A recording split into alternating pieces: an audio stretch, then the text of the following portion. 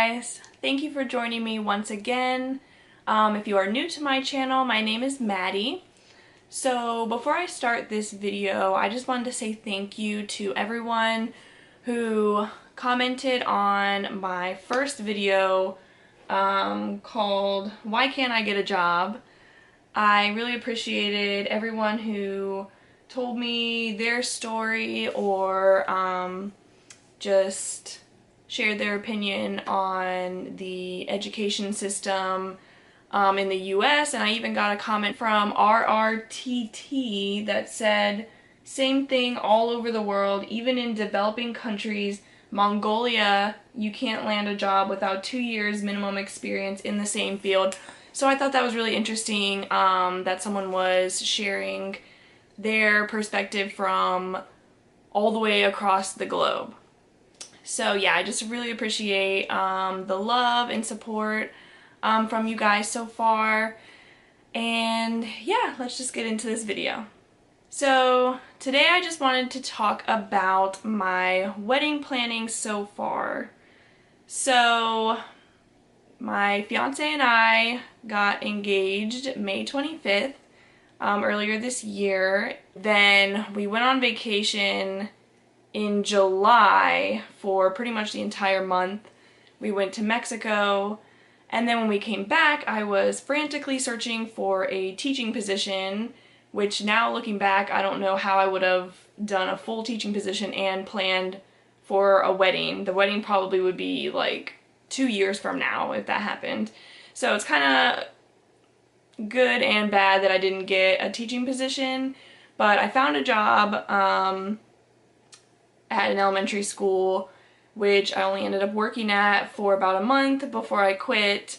And then there was about a 3-week-ish period between me finding another job, which is the job that I have now as an ESOL para in 2 different middle schools. So, and it's part-time. I only go, right now I go Monday through Thursday, but I'm trying to go Tuesday through Friday, hopefully.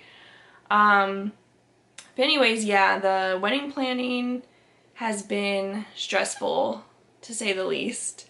I think anyone that's had to do wedding planning would probably agree with me that it's fun, but not all the time. So basically, we wanted to get our venue set. That was our first thing, which obviously is like the most important thing. And also I just want to say, I looked up like a wedding checklist or timeline on Pinterest of like when you're supposed to do things, and the one that I looked up at first said that I had like a long time to do a bunch of things. So at first I wasn't freaking out about getting things done because the way the timeline looked, it said I could get like the venue booked and like the DJ and catering and all of that with only like 6 months to go. And I was like, okay, that's not a big deal, because at this point it was like October-ish, and we had said that we wanted the date to be late May of 2018. That was our first date that we picked. 8 or 9 months is when we like started out, and I was like, okay, 8-9 months, like you can plan a wedding 8-9 months, because we were going to do a small wedding. So our first idea was having an intimate like backyard wedding basically at my parents' house, and we quickly realized that that was not going to be possible for us, just because his family is Mexican, so he has a lot of people on his side of the family, and his parents pretty much made it clear to us that they wanted everybody to be invited.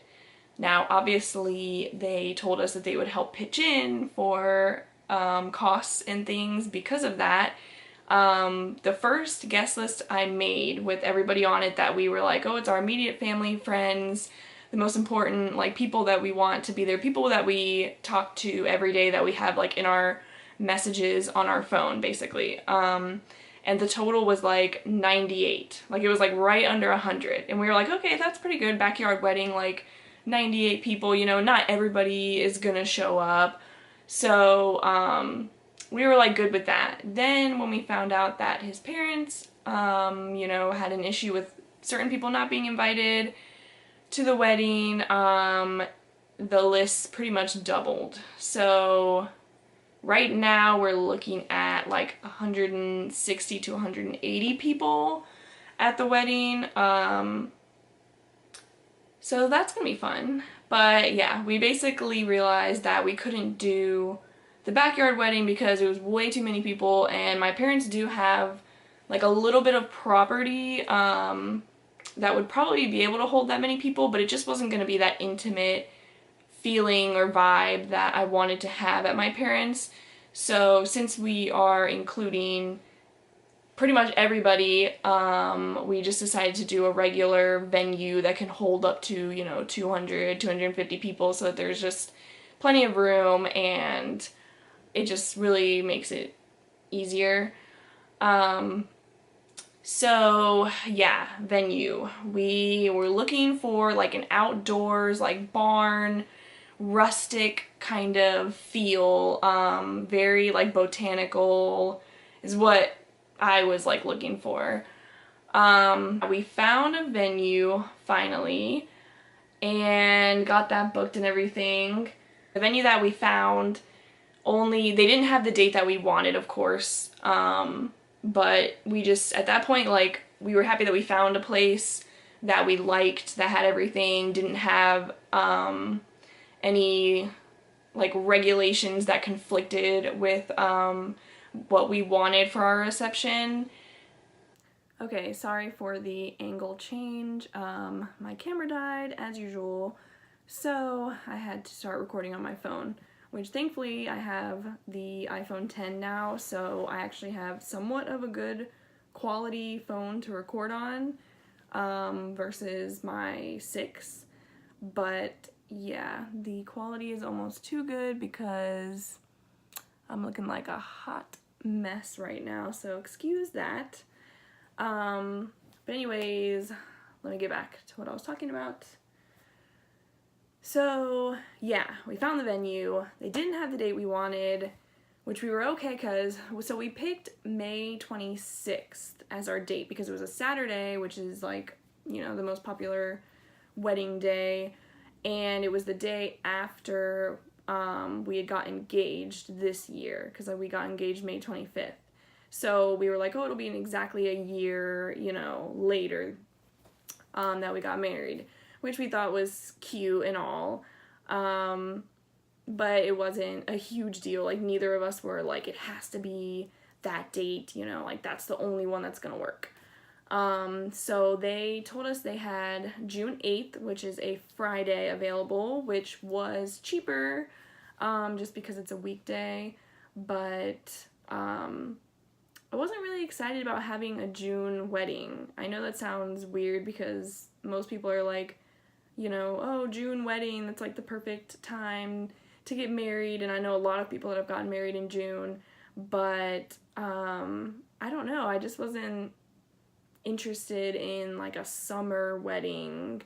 I thought May, like late May, was a good time because it would be close to summer, so it would be warm, but it wasn't in the summer season, if that makes sense. So, and we almost considered pushing it all the way until like September or October, just because I really didn't want it to be like hot and like humid and gross on our wedding day. And obviously there's a chance of it raining, just because of summer, you know, you get a lot of rain. So we decided to go ahead with June 8th. It's 2 weeks after the date that we chose originally, so it was kind of close to it, and it would give us 2 more weeks to plan, so that worked for us.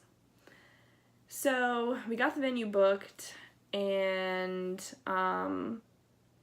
the next thing, well, okay, so when we were planning on having the intimate small wedding, we had already had a friend offer to do our flowers for practically nothing. My friend's boyfriend slash future fiance does DJing as a hobby, and he's DJ'd at a wedding before. So we asked him if he would, and he said he would. So that worked out really well for us. And my friend is actually a hairstylist, so she's going to be doing my hair. My fiance's cousin is a hairstylist as well, but she also does makeup, and she's like phenomenal at it, so she's definitely going to be doing my makeup. We just know like a lot of people for a lot of the things that we needed. So the venue was the big thing, and then after that is, well, first let me talk about the church. So we pretty much knew we would have to get married at a Catholic church. I mean, we don't have to, but his family's Catholic.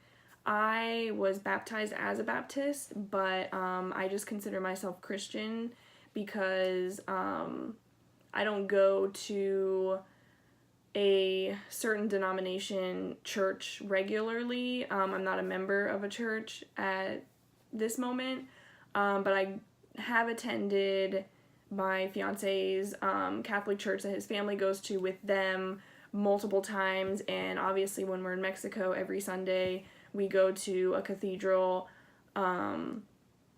with his family. So yeah, getting married through the church wasn't like a huge thing, important thing to us, but we knew it was really important to his family. So yeah, we contacted the church. Thankfully, one of my friends had gotten married at that church earlier this summer of this year, and her family is Catholic, but the man that she married was not religious. Like, he believed in God, but he wasn't very religious at all, and he had never been baptized. So that was kind of similar to our situation. So I at least had her to kind of go off of for what to expect, since I'm like the outsider in this situation. So we contacted the church, and obviously we knew it was going to be a lengthy process. We have to do classes with the priest. There's a couples like counseling kind of 1-day class that we have to do. We also have to do natural family planning, little certificate thing online. So yeah, there's a lot that goes into it. Thankfully, it is a little bit easier because I have been baptized, so that just makes the process easier, I guess. Here's our packet of all of our church-related things. This book came in the packet, and at first, I just thought it was like, a book on, what it's like to be married, what to expect, communication, things like that. And no, this book is actually everything that is going to be said at our wedding. Like music, what the priest is going to say, all that. So we had to go through, and when I say we, I really mean me, went through and I had to pick. There were different options for every part of the ceremony. So I had to go through and I had to choose. Like here, there's like A2, A3, A4, like all the options, and obviously I circled this one. And it's just different versions of like verses from the Bible and different ways to say things. Like, for example, there was one choice or one part of the ceremony that had like 3 different options. One of them was very like old school. It was a very like old school view of marriage, like man and woman, that whole thing. And then another option was a little bit more modern, and then there was another option that was very just like blanket statement, general, you know, marriage is love kind of thing. So it gave you different options as to like what you would prefer. So that was really nice because we could go through and pick, you know, something that fit how we feel about religion. Because, you know, this is a really big deal for both of our families. It's the first wedding for both of our families. So, it's the first time our parents have had to experience the whole joining of two families together type of thing. So, basically in the meetings, he just goes over, mostly communication practices and, you know, how he believes marriages stay strong, and he gives us advice on kind of what to do and what not to do to keep your relationship strong and to better our chances for not getting divorced. Because one of the first things he told us in our first meeting, which I was very nervous about because I didn't know what to expect. I'd never really talked to a priest like face-to-face, one-on-one. He gave us the statistic that there's a 50-50 chance that you're going to get a divorce. Like 1 in 2 people, I guess, in the U.S.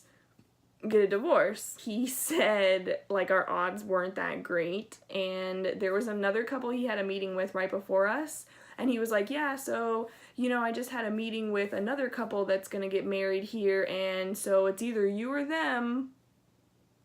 So that was nice, but he was just trying to make it real to us, just to give us a reality check basically, and to make us think more seriously about the whole process. And, you know, I definitely think it's beneficial that we're going through this process of getting married through the Catholic Church, because we've had to ask ourselves a lot of questions that we definitely wouldn't have asked ourselves had we just been like, oh, you know, we'll just get married at the court and then we'll have a fun little reception at my parents' house. Not saying that I think our chances of getting divorced would have been higher in that situation versus how we're doing it now, because I fully believe that my fiance and I are meant to be together, but it's just nice to know that we're going through this and that we're doing it together, and that we now have a lot of good practices in our mind for, you know, what we should do to like keep our love alive and strong and to maintain that positive relationship, you know, for our entire lives. So that's the whole thing with the church. So anyways, yeah, we got the venue booked. The DJ's pretty much taken care of. The florist is pretty much taken care of. I don't have a wedding planner or coordinator or whatever. And at first I was like, oh, I don't need one. You know, it's going to be a small wedding. Then it turned into a big wedding.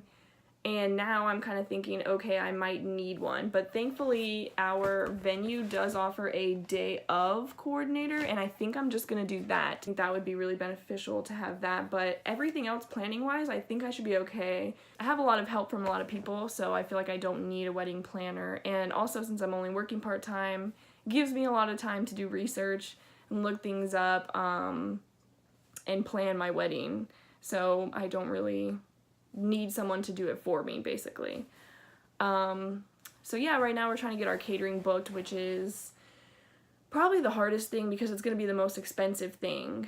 With having 160 to 180 people, I've already had someone email me back saying that their minimum for that amount of people is $7,000. And yeah, that's not going to fit into our budget. So it's a little frustrating. This is like the last like big stressful thing, I think, and once this is done, I feel like I'm gonna feel so relaxed.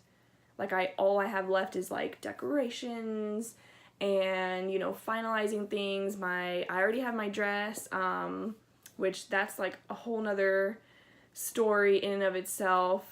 I got the dress. It was the first place that I went to try on dresses that I got it. I found it, and I got it for super cheap. And then on the way back, it was my mom, my friend, and me, and we ended up getting into an accident on the interstate because there was a 30-mile police chase or something crazy. So yeah, if you want to hear that story, let me know down below. I can definitely do another video on that. But yeah, so let me just show you guys like my Pinterest page and also the website that I've made. Well, I made it through our registry with Zola online, just to give you guys a better idea of my vision for my wedding. Okay, so this is my wedding board on Pinterest. Obviously you can see the rustic look that I'm going for. Lots of baby's breath. Baby's breath is my favorite.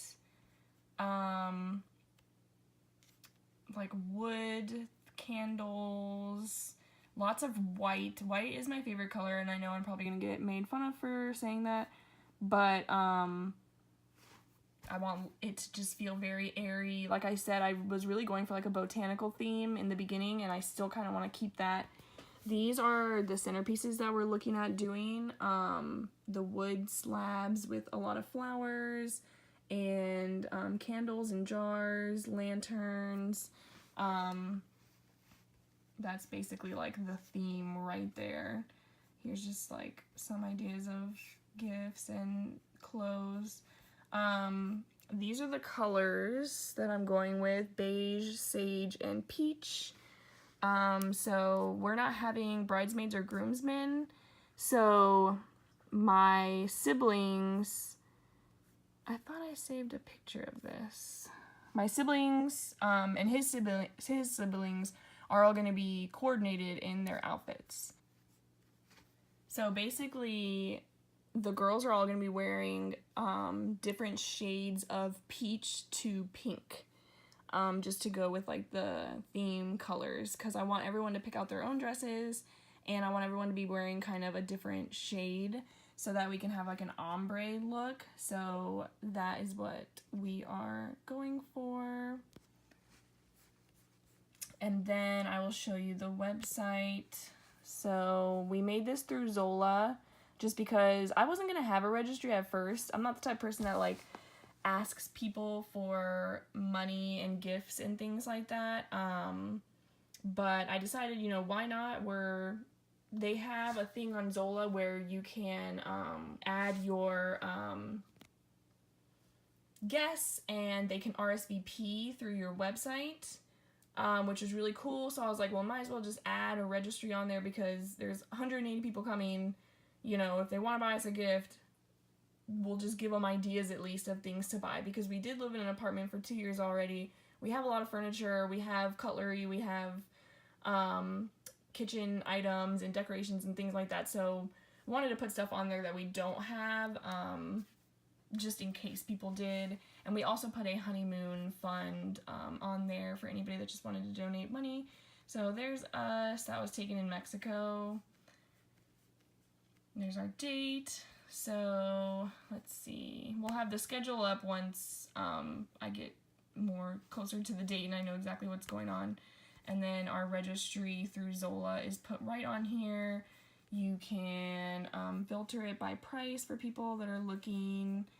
And this video isn't sponsored by Zola, by the way. I wish it was, but I just found this registry online and I fell in love with it. So yeah, there's our honeymoon fund over there. You can contribute whatever amount. And then we just have some basic things. That's it. There's really not a lot on it. But yeah. So thanks again for watching, guys. I hope you enjoyed this video, and I hope my red shiny face does not scare you away. I honestly don't know why I look so red right now. I know I don't have makeup on, but this is like an issue. But yeah, thanks for watching, and I hope I see you guys soon. Bye.